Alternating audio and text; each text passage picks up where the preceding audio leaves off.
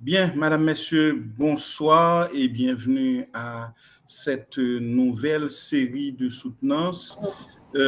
Pour commencer cette série, c'est Mademoiselle Shefa Égalité qui va être la première à passer aujourd'hui sur les 5 étudiants qui auront à défiler pour soutenir leur mémoire de sortie. Shefa Égalité va intervenir autour du sujet impact de l'insécurité sur l'industrie hôtelière, cas de la commune de Jacmel de 2022 à 2024. Shefa Égalité va soutenir pour avoir le grade de licencié en économie. Donc, le jury de Shefa Égalité est composé de votre serviteur, Fednel Zidor. Elle a été assistée du professeur Jean Soboker et son rapporteur sera le docteur Christophe Providence.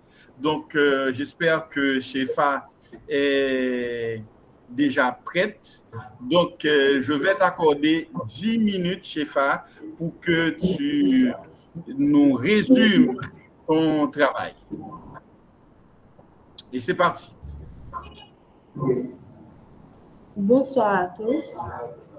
Excellence, Monsieur le Président du jury, honorablement du jury, je vous remercie pour le temps que vous avez consacré à l'évaluation de mon travail de fin d'études portant sur le sujet impact de l'insécurité sur l'industrie hôtelière, cas de la commune de Jacmel, 2022 à 2024.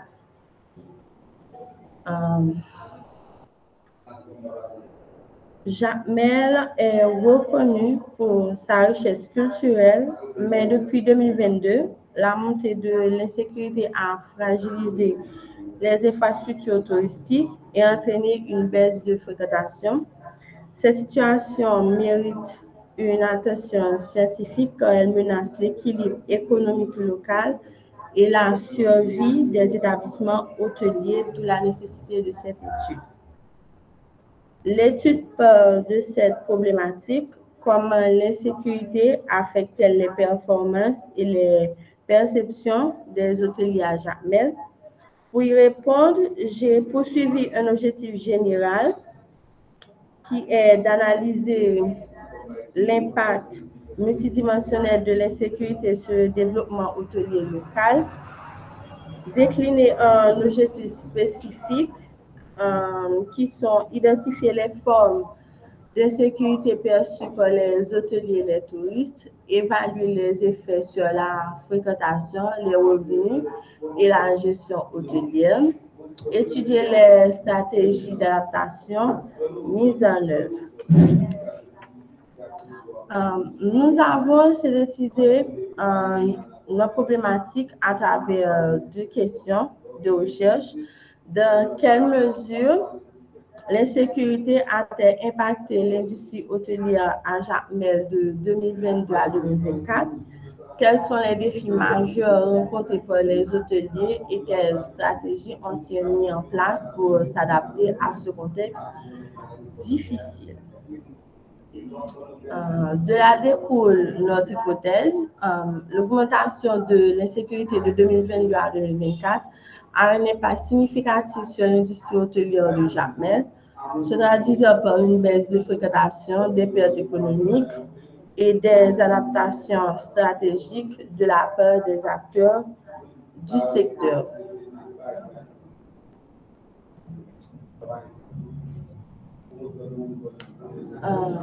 Cette recherche s'appuie sur deux concepts clés: la perception du risque de Paul Slovic. Les touristes réagissent à ce qu'ils ressentent plus qu'à la réalité. L'insécurité à Jacmel est perçue comme incontrôlable et dangereuse, ce qui freine leur venue. Résilience économique de Michael Hall, capacité des hôtels à s'adapter face aux crises à Jacmel.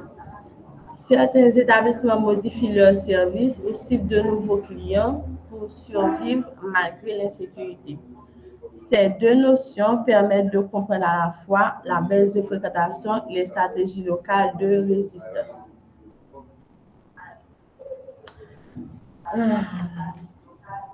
J'ai adopté une approche mixte, à la fois quantitative et qualitative.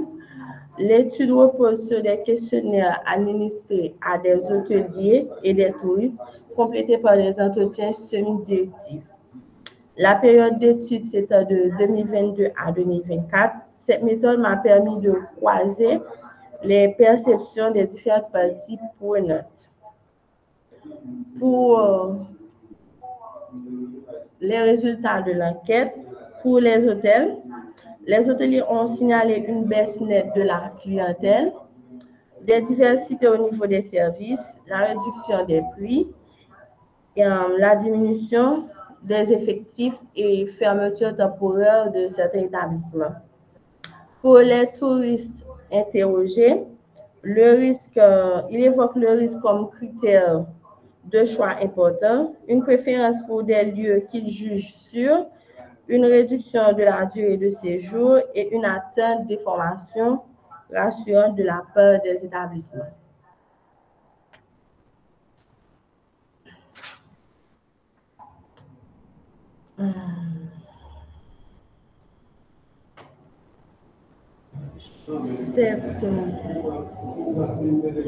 Cette perception met en lumière une réalité alarmante. L'insécurité engendre des pertes économiques directes et affecte l'image de la destination. L'absence de coordination entre acteurs limite l'efficacité des stratégies. Les résultats confirment l'hypothèse de départ qui est l'augmentation de l'insécurité de 2022 à 2024 a un impact significatif sur l'industrie hôtelière de Jacmel, traduisant par une baisse de fréquentation, des pertes économiques et des adaptations stratégiques de la part des acteurs du secteur.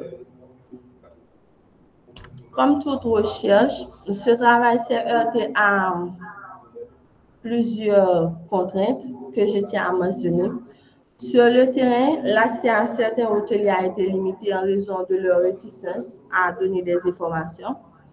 L'environnement numérique local a également posé des difficultés liées à la connectivité Internet, ralentissant la collecte de données, mais aussi les documents ne sont pas faciles à trouver parce qu'ils sont payants.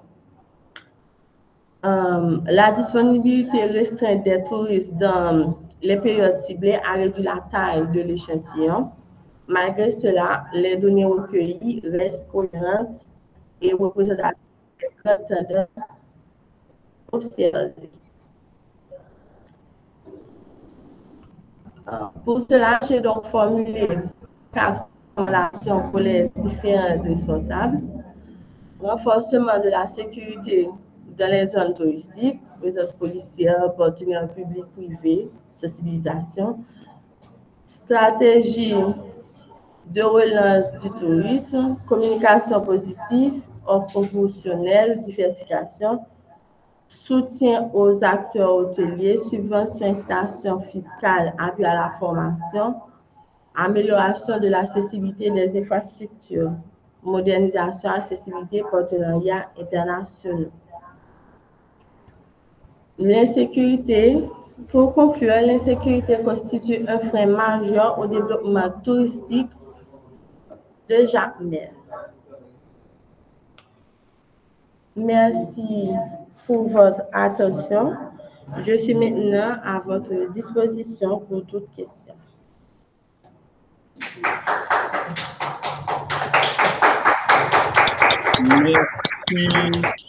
Merci, Shefa, mais je rappelle que vous aviez 10 minutes, vous en avez utilisé 8, donc vous auriez pu utiliser les 2 autres minutes, voire même 3, pour argumenter beaucoup plus, parce qu'on a dit que normalement, les résultats devait être présenté de manière plus étoffée, puisque vous avez survolé les résultats alors que vous aviez la possibilité de nous présenter beaucoup plus de chiffres, beaucoup plus d'informations dans les résultats. Vous nous parlez beaucoup plus dans la conclusion, beaucoup plus dans l'introduction, alors que c'est les résultats qui importent beaucoup plus pour nous dans le cadre de votre travail. Vous auriez pu mettre beaucoup plus de temps à nous présenter les résultats au lieu de la conclusion ou de l'introduction.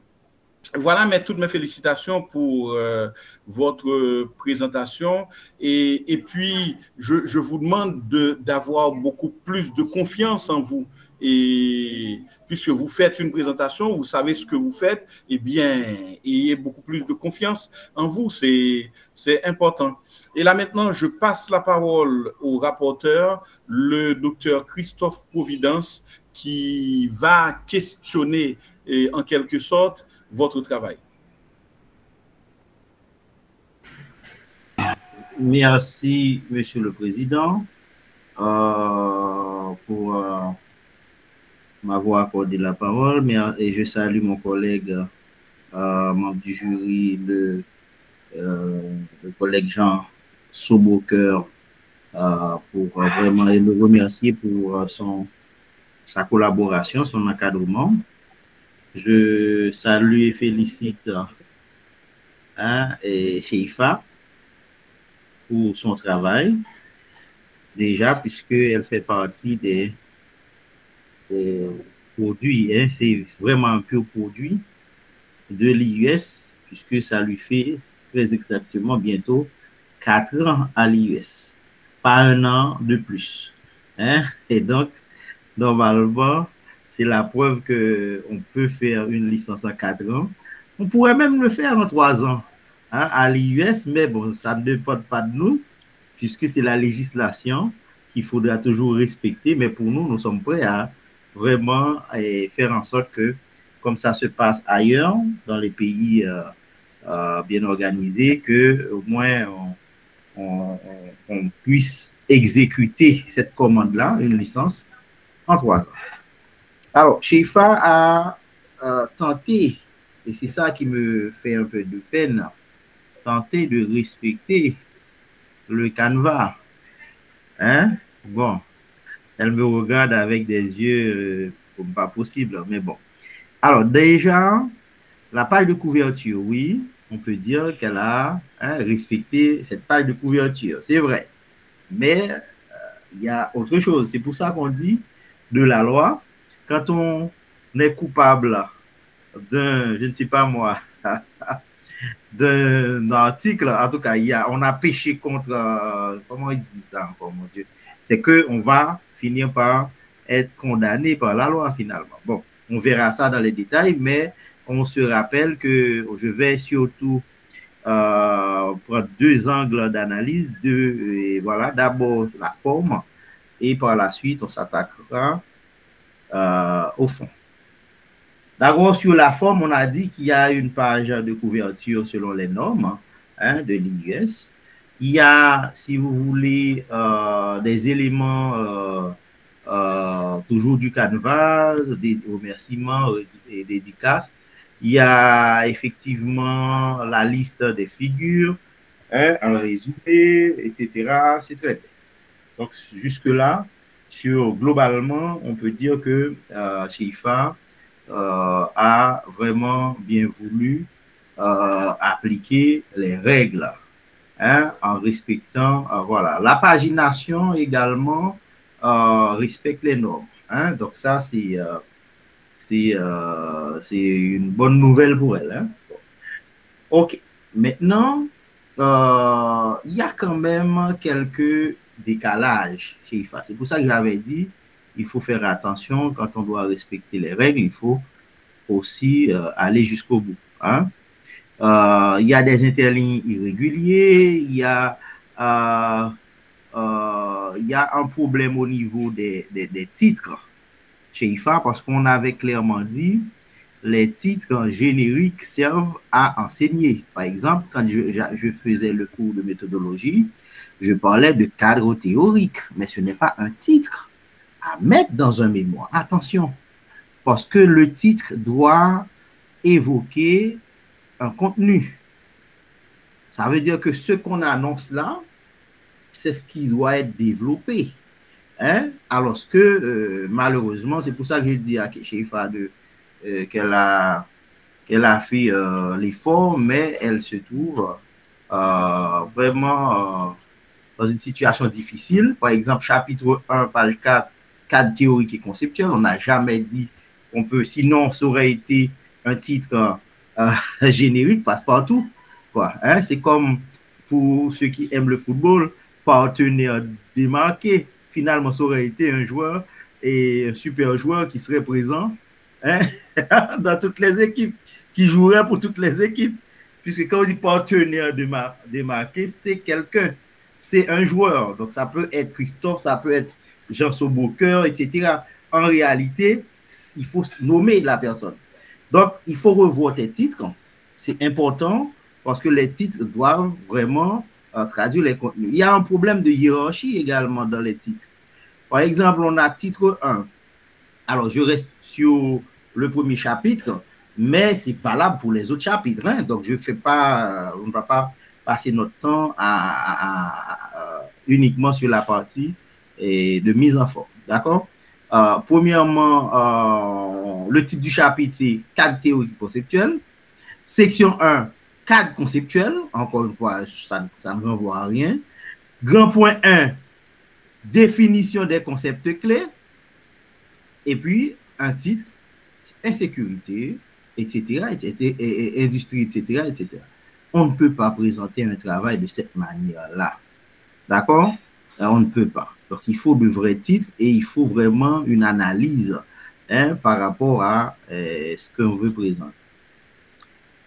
Autre élément, toujours dans la mise en forme, on peut dire que le style de rédaction, c'est clair. Hein? Là aussi, on peut dire il y a, voilà, c'est clair. Mais quand même, il y a des fautes d'orthographe. Il y a des erreurs typographiques. Hein? Par exemple, on est à la page 4, elle a mis reçu au lieu de revu. Hein? Donc, ça s'appelle une faute de syntaxe. Il faut faire attention, il faut être concentré, il faut relire le travail pour ne pas avoir ces genres de surprises. Hein? Par exemple, par moment, elle n'a pas mis une ponctuation adaptée quand on doit mettre, je ne sais pas moi, 3 points de suspension. Hein, parce qu'on dit qu'après, il y a des éléments qu'on ne veut pas, on ne prend pas la peine de citer, eh bien, ce n'est pas toujours fait. Donc, il faut vraiment regarder ce côté-là. Il y a aussi des fautes malheureusement, des fautes grammaticales. Hein? Je t'invite à lire vraiment en profondeur. Hein? Et ce qu'on conseille, c'est de pouvoir imprimer le document et sur papier maintenant, on prend un bic de couleur rouge et on fait le travail du correcteur. D'accord? C'est vraiment très, très important de faire ça. À cause A n'a pas d'accent, page 20, et font à la page 23, font des toutes sortes d'activités. Donc, vraiment, Sheifa, c'est vraiment pas normal, ça dérange. Hein? Donc, je t'inviterai à vraiment nettoyer. Bon, ton introduction, maintenant, on voit bien, c'est bien structuré. D'accord, il y a des objectifs clairs, il y a un problème de recherche, même si, à mon avis, il faudra préciser davantage le problème de recherche. D'accord, parce qu'on a l'impression que tu traites de 2 questions de recherche. Hein? Peut-être, tu vas, même pas peut-être, d'où ma première question que tu notes pour me répondre tout de suite. Si au final, quelle est, parce que dans un travail de recherche, on ne peut pas avoir 2 questions de recherche. Ça n'existe pas. On peut avoir plusieurs questions. Une question de recherche et des questions secondaires. Mais on ne peut pas avoir 2 questions de recherche. Hein? Voilà.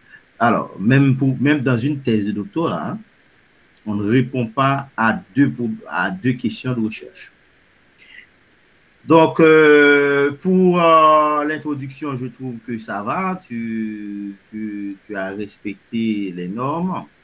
Au niveau de la conclusion, je pense que tu as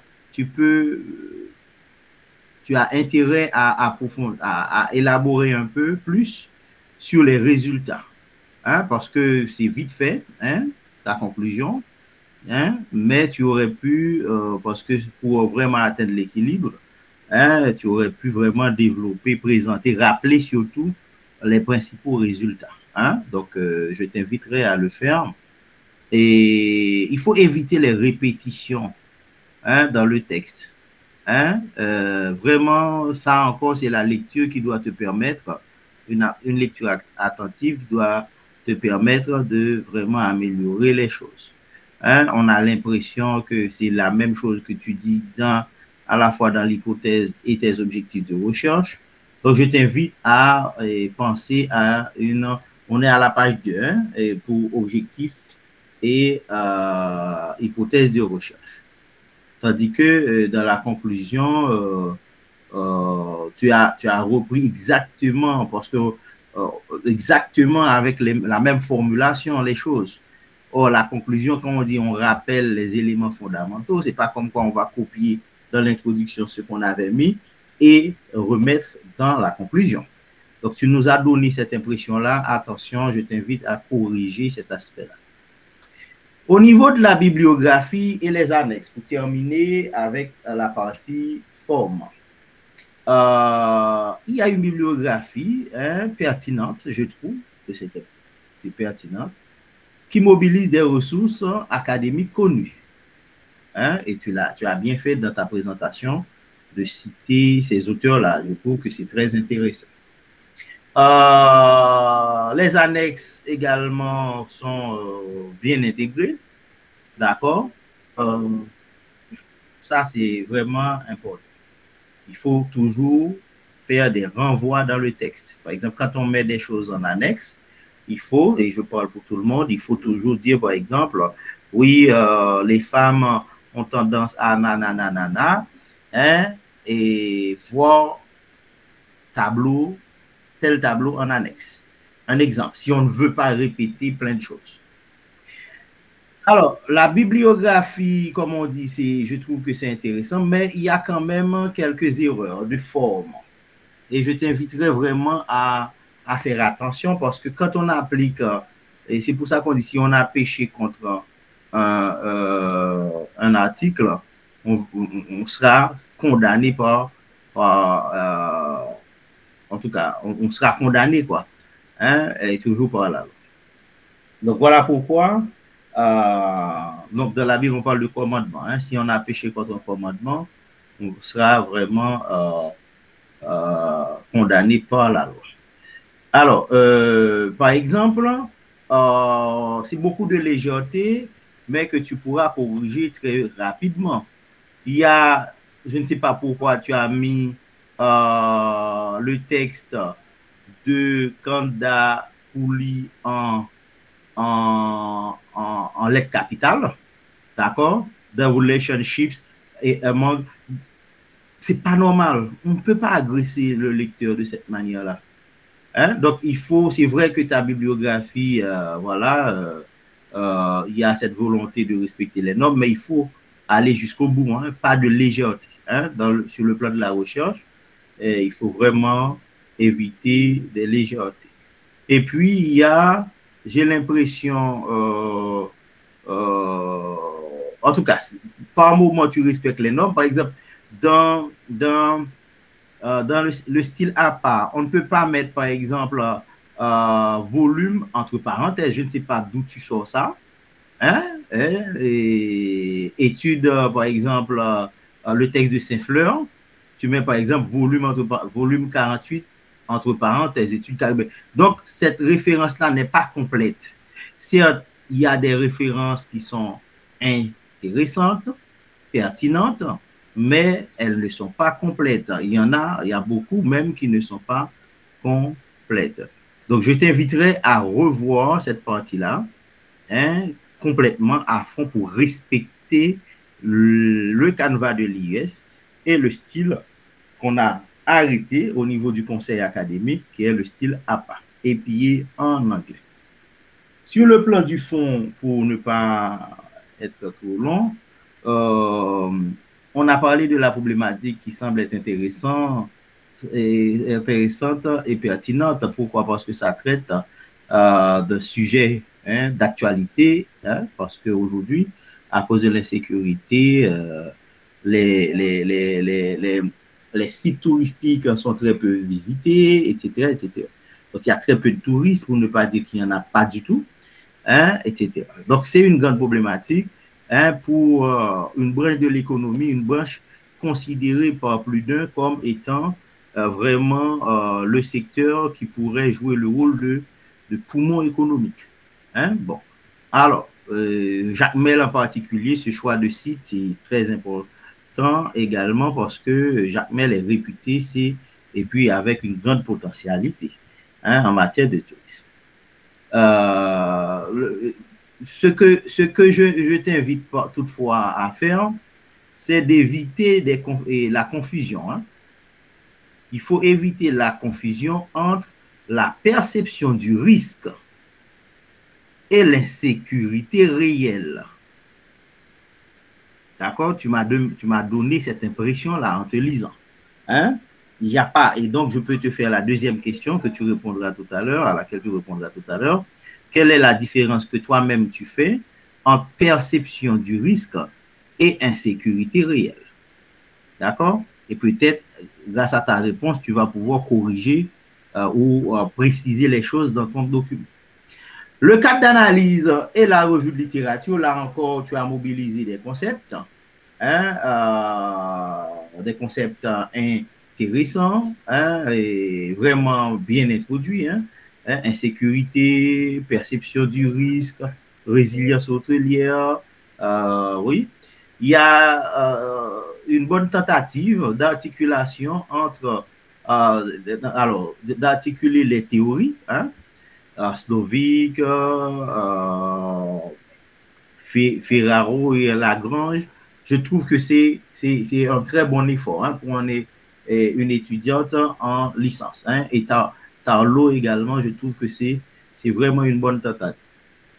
Mais il faut aussi, ce qui manque, c'est, je sais qu'il y a des études sur Haïti, surtout sur le tourisme, il y en a pas mal, hein, ça aurait été bien de bien situer ton travail par rapport à ce qui existe comme littérature sur Haïti. D'accord? Et ça manque un peu. Je prends mon cas, par exemple, j'avais travaillé en master sur le tourisme, l'aménagement touristique. Il y a plein de travaux, même à l'US, qui sont disponibles pourtant, et même des thèses de doctorat sur Haïti et son tourisme. Voilà, donc si tu peux trouver vraiment deux éléments de comparaison pour bien situer ton travail, vraiment, tu pourras démontrer l'apport. Je ne vais pas te poser la question de savoir quelle est la contribution, mais sache que c'est de cette manière-là que tu pourras prouver ta contribution. Hein? C'est par rapport à ce qui existe. Et on voit bien que moi, j'apporte une modeste, mais en tout cas contribution à la connaissance. C'est important. Sur le plan méthodologique, oui, il y a les aspects, en tout cas qualitatifs, hein, puisque c'est ça aussi la convention, d'où ma question de tout à l'heure, bien distinguer les choses entre perception et réalité. D'accord? Donc, bon, donc, il y a des données qualitatives dont tu auras besoin, des données quantitatives. OK. Donc, c'est pourquoi tes choix d'outils vraiment sont justifiés d'une certaine manière. Et comme tu l'as dit déjà, dans ton travail, le nombre de touristes, par exemple, c'est très, très limité.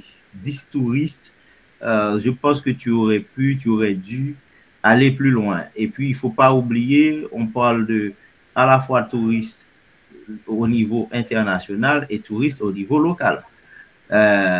Donc, je pense que pour des touristes au niveau international, ça peut être difficile, mais tu vas certainement trouver des touristes au niveau local, en tout cas des touristes locaux, pour vraiment, tu aurais dû en tout cas penser à ça.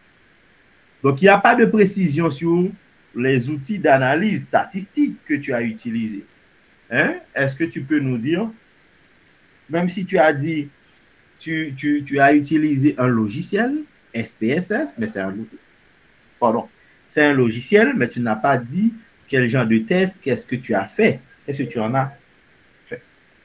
Donc, merci de vraiment veiller à préciser ces éléments-là, puisque la méthodologie permet d'aller collecter des données, mais permet également d'analyser les données. C'est pourquoi on dit que c'est l'ensemble des outils et des techniques utilisées. Et enfin, sur le fond, on a l'analyse. Hein. L'analyse, on voit qu'il y a une volonté de bien présenter l'activité en question, l'activité hôtelière. C'est très bien, page 19, page 21. Il y a une mise en évidence des stratégies pour vraiment attirer et fidéliser d'une certaine manière les touristes. Mais l'analyse reste très descriptive. D'accord? Alors que tu aurais pu prendre un peu de recul des fois pour aller par rapport à la réalité, approfondir un peu plus les choses. Hein? Donc, je t'invite, surtout tes données quantitatives, hein, quand c'est uniquement décrit, sans analyse en profondeur, sans interprétation, ça pose problème. Il y a très peu de réflexion sur les effets de cette crise à moyen terme, ni sur les politiques publiques spécifiques. Donc, voilà, à mon avis, comme j'ai déjà posé les deux questions, Monsieur le Président, je veux m'arrêter là. Et si jamais, voilà, donc le besoin se fait sentir, je pourrai toutefois, avec votre permission, revenir pour, voilà, en tout cas, hein, pour continuer. Hein. Voilà, merci, Monsieur le Président. Je vous remercie. Merci, monsieur le rapporteur. Alors, Shefa, j'espère que tu as noté et toutes les remarques et les questions du docteur Providence en sa qualité de rapporteur, parce que c'est important et quand on vient à une soutenance, surtout quand on vient soutenir son mémoire, d'avoir une feuille de papier au moins et une plume en main pour noter les différentes remarques. Parce qu'à l'IUS, peut-être à la différence d'ailleurs, à l'IUS, l'étudiant vient soutenir, mais l'étudiant ne vient pas soutenir un travail parfait, l'étudiant vient soutenir un travail qui a été autorisé par son directeur de mémoire et l'étudiant aura à recevoir des conseils et des recommandations de la part des membres du jury, lesquelles recommandations il aura à intégrer, à incorporer dans son travail et avec bien sûr l'appui, l'assistance encore de son directeur de mémoire avant son autorisation de déposer définitivement et ce travail qui sera publié par l'IUS. Voilà, j'accorde la parole à M. Jean Sobouker et Crispin, qui, lui, a travaillé avec Shefa comme directeur de mémoire.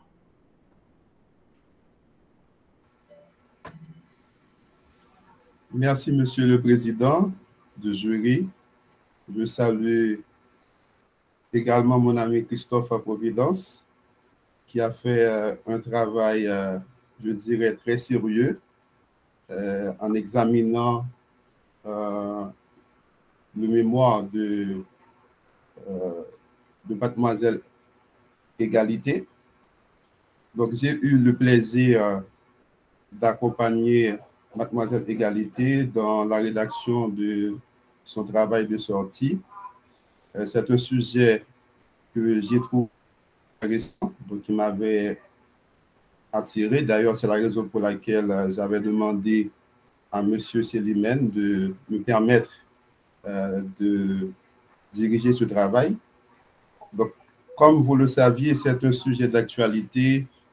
L'insécurité en Haïti a pris des proportions inégalées et cela a eu certainement des impacts négatifs sur la société en général, mais en particulier sur l'économie. Et je dirais même de manière beaucoup plus précise sur le secteur touristique. Et c'est exactement ce que Mademoiselle Égalité a démontré dans le cadre de son travail. Donc, l'insécurité a eu un impact significatif.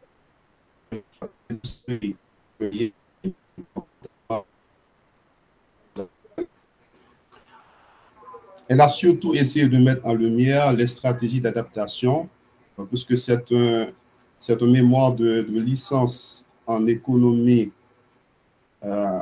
gestion. Donc, l'aspect qui concerne la gestion, je dirais, adaptative et proactive de sécuritaire, puisque comme vous le saviez, le secteur touristique, c'est un secteur qui est très vulnérable au choc sécuritaire. Donc, je tiens à féliciter Mademoiselle Égalité pour son travail. Elle avait eu des doutes, des inquiétudes concernant le respect du délai.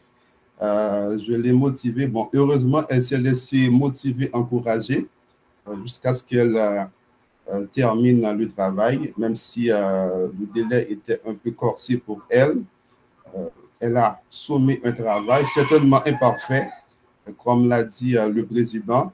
Et je pense que les remarques, les commentaires du docteur Providence vont l'aider à améliorer ce travail. Et moi, je serai toujours là pour l'aider à effectuer toutes les corrections afin que la version finale du document soit pleinement acceptée par l'IBS.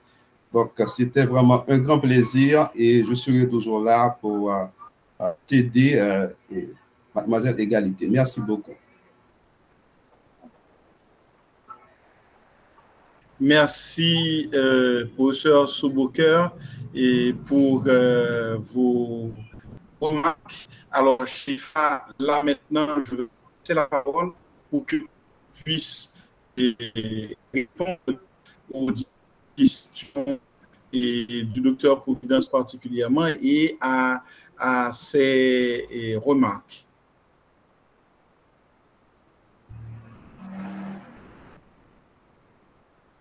Ton micro est fermé. Ton micro est fermé. D'accord, merci, monsieur le membre du jury. Donc, est-ce que le Dr. Providence peut reprendre la première question, s'il vous plaît? On demande toujours aux étudiants de noter les questions. C'est un minimum, hein, puisqu'il s'agit d'un apprentissage, c'est un minimum. Hein? Bon, alors, on avait dit par rapport à quelle est la différence que toi-même tu arrives à faire, parce que ce n'est pas trop clair dans ton texte, en perception du risque d'insécurité et l'insécurité réelle. Hein? Parce que dans ta problématique, on dirait que ce n'est pas clair. Voilà. Donc, le risque de... La perception du risque d'insécurité, je pense que c'est la façon dont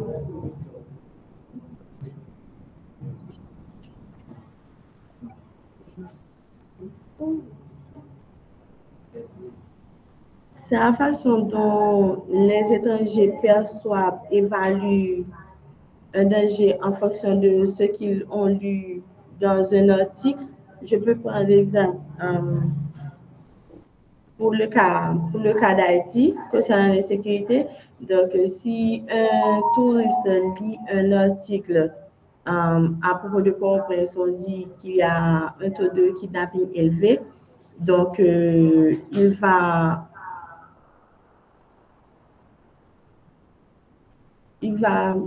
évaluer ça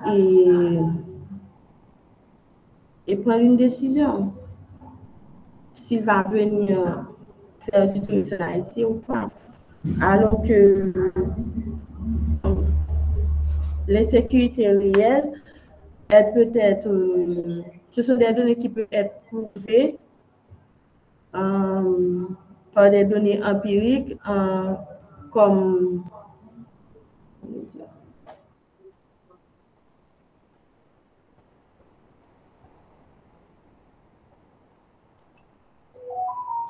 Ouais, Sherifa, tu as tourné en rond parce que ce que tu as dit là, quand on sort des statistiques sur le nombre de kidnappings, selon toi, c'est pas empirique, ça?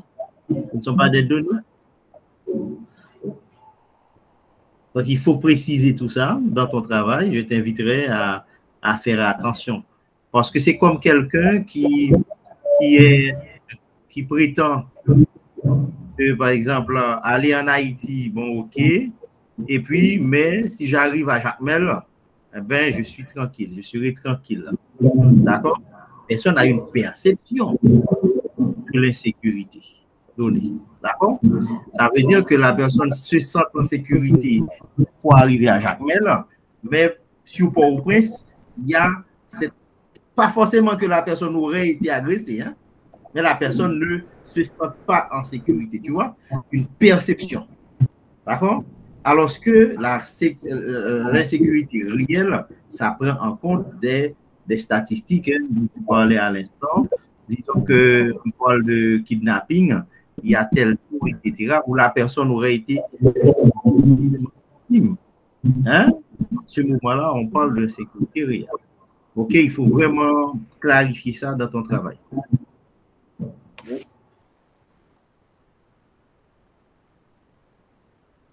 Shefa, s'il y a eu d'autres questions, tu les réponds rapidement. Et je crois qu'il y a eu d'autres remarques. C'est important également de prendre en compte les remarques.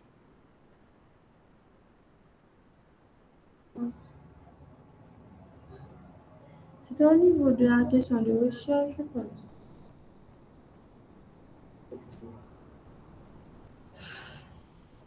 Shefa, ressaisis-toi. C'est toi qui soutiens ton mémoire. Et le rapporteur t'a posé des questions, il t'a fait des remarques, tu as noté, et bien tu réponds tout simplement. Tu questionnes qui là maintenant? Donc pour moi, je ne vais pas répondre. Je ne vais pas répondre. C'est une soutenance, c'est une performance orale. Hein, elle aura la note par rapport à sa performance. Je pense que pour moi, monsieur le président, d'une personne désolée, etc. Mais c'est quoi ça? Bon. Monsieur le Président, moi, je ne veux pas reprendre quoi que ce soit. Et si elle l'a oublié, c'est tant pis pour elle. Voilà. Et puis, elle aura la à la question et aux remarques du docteur Providence. Tu as la parole pour répondre aux questions et aux remarques du docteur Providence. Je à la deuxième question. Pardon? La deuxième question, je ne me souviens pas.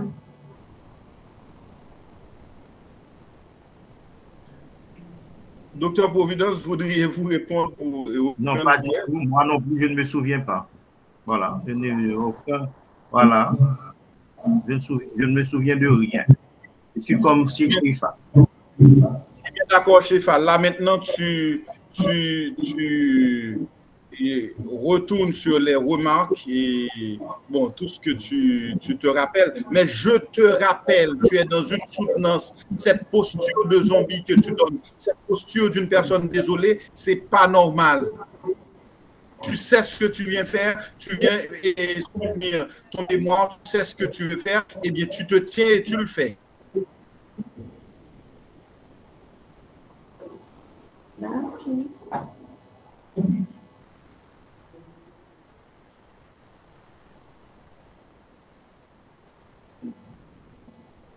Shefa, tu fais bouler le temps.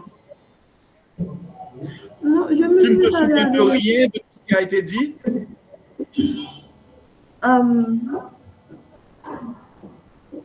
Le docteur Providence avait fait des remarques concernant les erreurs sur la forme. Il m'a dit de préciser davantage la question de recherche, de parler un peu plus sur les résultats de la conclusion et les références à revoir aussi.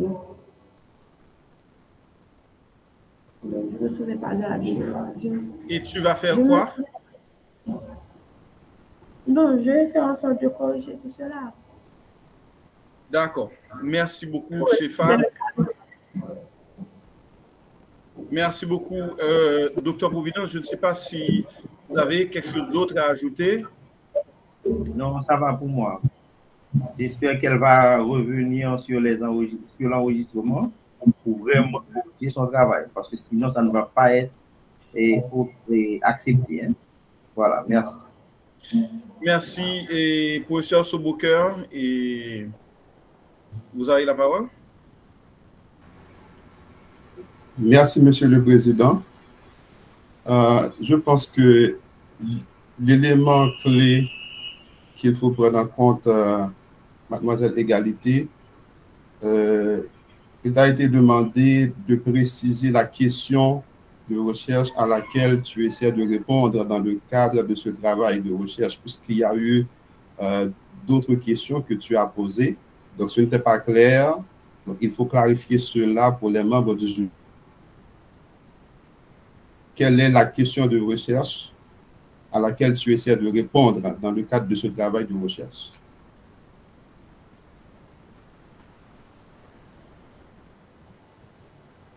C'est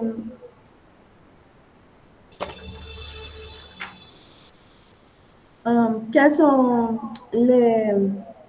Bon, en fait, c'est les deux que je pourrais scinder. Donc, il y a aussi l'impact de l'insécurité et le défi que les acteurs de ce secteur ont mis en place pour s'adapter.